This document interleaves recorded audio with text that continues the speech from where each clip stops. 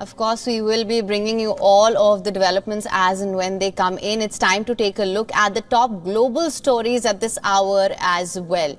Rescue teams are battling to douse massive fires that engulf large swathes of northern Israel. The blazes were set off by rockets launched from neighbouring Lebanon by militant group Hezbollah.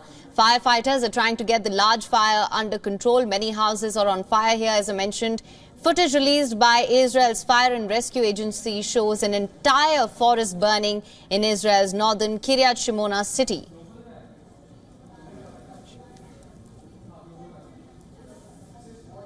Israeli military sent equipment and soldiers to help contain the flames, which spread quickly due to hot and dry weather. At least 6 Israeli military reservists are injured. Police say they closed off roads to contain the blazes and were telling residents still in the area to clear out as the fire widely spread.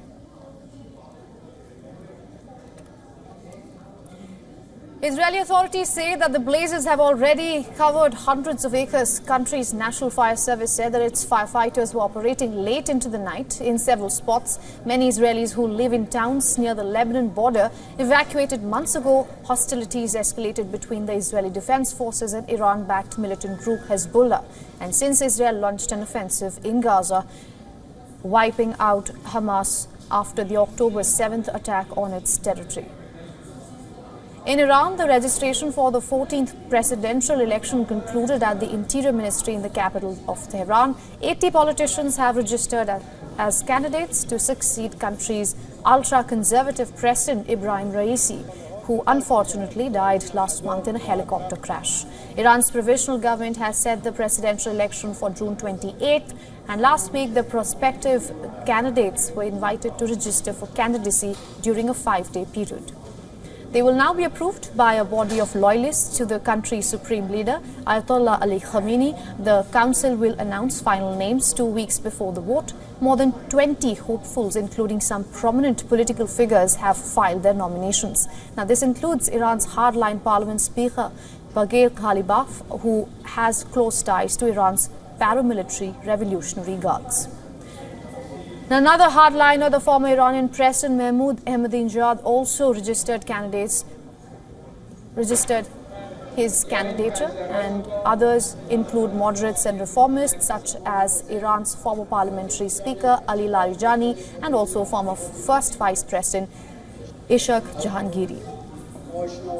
Russia's defense ministry says that its forces repelled Ukrainian attacks in multiple directions and destroyed several Ukrainian weapons and ammunition depots, howitzers, as well as a set of electronic warfare equipment. The attacks come as Ukraine's military declared that it waged 102 battles with Russian troops on the front line and still managed to hold the line of defense to resist strikes.